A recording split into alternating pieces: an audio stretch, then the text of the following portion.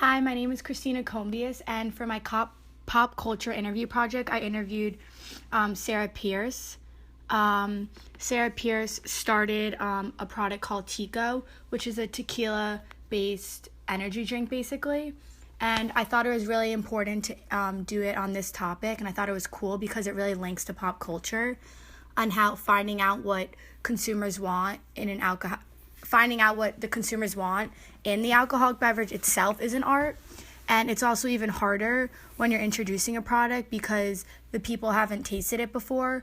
So you need to make sure that you hit all the right notes. And by doing that, then consumers will like the taste. And if they like the taste, then you're going to have business. But if they don't, then you'll have no business. So I really thought this was cool because I could link the art of pop culture to this tequila beverage. And now I'm going to interview Sarah Pierce. Okay, what's your name? Sarah Pierce. Where are you from? Long Island, New York. And how old are you? 24. Okay, so can you just tell me a little bit about Tico and what brought about the idea and how you formulated with it and with Alex? Sure. So I came up with the idea when I was in between my sophomore and junior year in college. I went down on a backpacking trip to Central America, and I'm not a beer drinker, never have been. Wow, okay. So I had this problem where everyone was hanging out and drinking beer and had kind of an easy grab-and-go drink, and I never had that, obviously, like, calories, etc. Makes you feel fat and gross. Yeah. So one day, they were making these tequila and coconut water drinks on the beach, and I was like, wow, this is the perfect alternative to beer.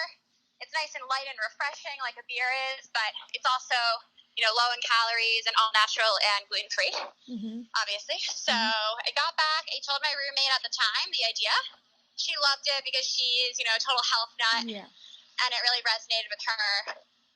Everyone hates being like the girl at the bar being like, can I have a tequila soda?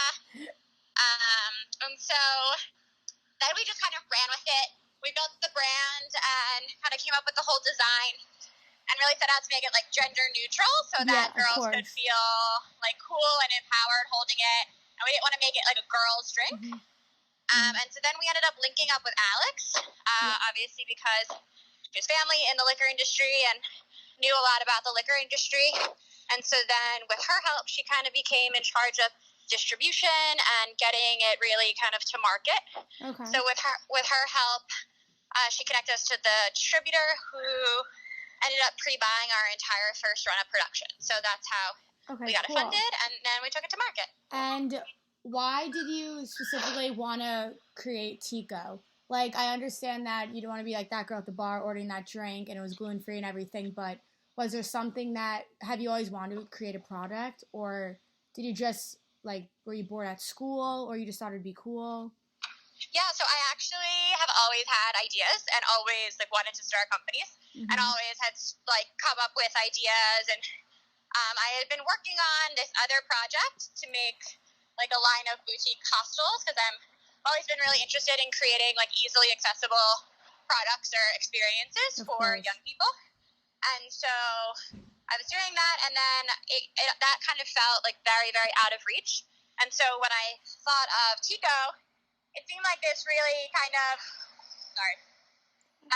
first step in kind of my love of creating companies and coming up with ideas, because it was like a tangible product that I could come up with. And then, after I came up with the idea, just the right things fell into place that really helped take it all the way through.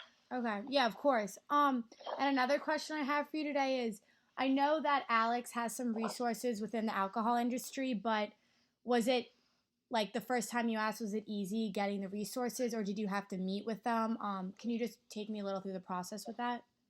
Yeah, sure. So Alex actually became our intern because she was studying luxury branding. And so she was really in the product from kind of a branding, and it was really in line with what she was studying at school. And so she just sort of interned for us, and then she really loved the idea.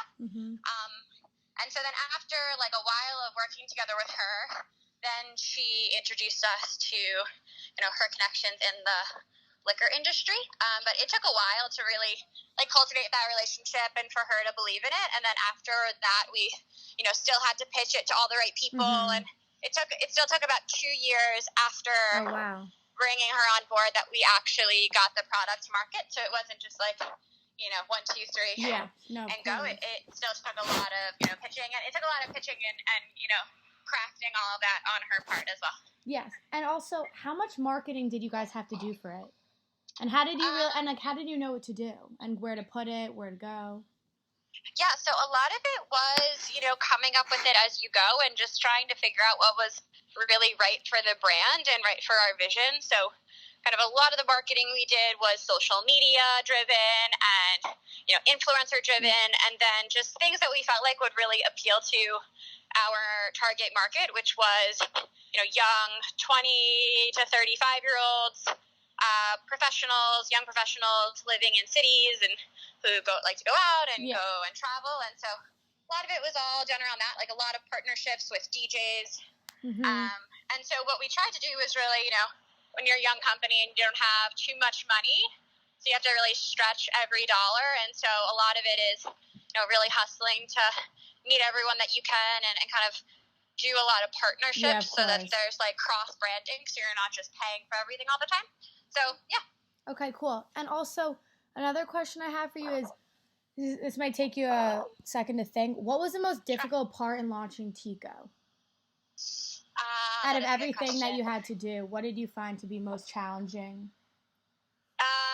To be honest, the most challenging part about it was like finding a balance with my life and with starting the company, because to be honest, like starting the actual company and getting it going, it was so much fun, and I like love doing that, and I like love working hard. So that never felt like a problem, because of course something like that's going to be hard. It's not easy. Yeah, of course. But what is hard is like you get so passionate and so excited about it that it can really easily take over your entire life.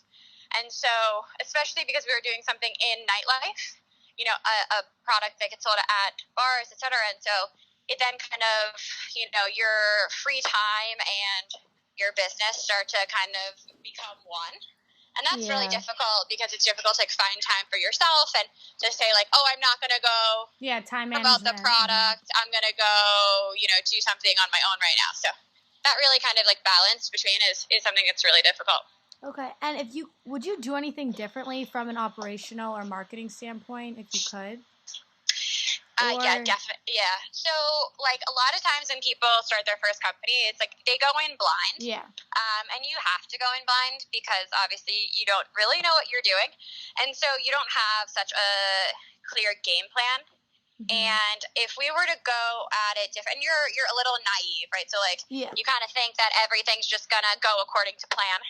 And you don't realize that things are just harder, and it's harder to do things and get people on board and all these things. And so, I wouldn't redo it, because I think it was a great learning experience to go through all those things for the first time. But like, if Tico was my second company, or like when I start my second company, I just would do everything, you would just have everything a little bit more buttoned up, a little bit more strategic, have things a little bit more lined up before you go. So like one of the things we did is we didn't raise marketing capital before we launched.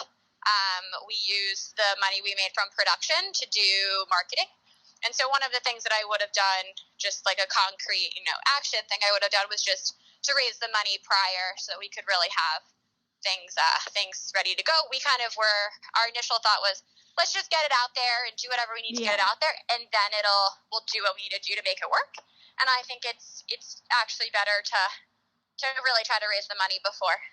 Yeah, of course. And the last question I have for you today is, what is the greatest piece of advice that you can give an aspiring entrepreneur about starting their own business, and why? I like this question. I would say, it's like kind of cliche, but I would say just like don't get intimidated. Like, I think a lot of times, like especially female entrepreneurs and just like women in the workplace in general, I think that like you get kind of intimidated, and maybe I'm not smart enough, or I'm not, strategic enough, or I don't know how to get it done. And I think that like getting these things done takes a lot of, not necessarily being aggressive, but certainly assertive. And you really have to like be your own advocate and you have to get up in a room and pitch something and get people to put their money behind it and get people to put their faith behind it. And that takes a lot of just like a strong attitude. And so I would just say that, like, don't be afraid to like ask for things. Don't be afraid to demand something. Like, actually, people respect, particularly investors, if you're trying to raise money, people really respect an assertive attitude and a level of confidence in yourself, because, you know, if you're confident in yourself and you're confident in your product or your idea, then people are going to want to support you and put money behind you. And without support and capital and investment, you know, you'll never be able to really start it. And so, yeah, I would just say, don't be afraid, don't get intimidated, and really be confident. And then on top of that, practice your sales pitch and practice what you're going to say. A lot of times people think that they can just like go in and, oh, everything will just happen. But I'd say, like, you know, practice, really have yourself like really buttoned up and just be the entrepreneur that you want to be. Okay, great. Thank you so much for taking the time to speak with me today. Not a problem.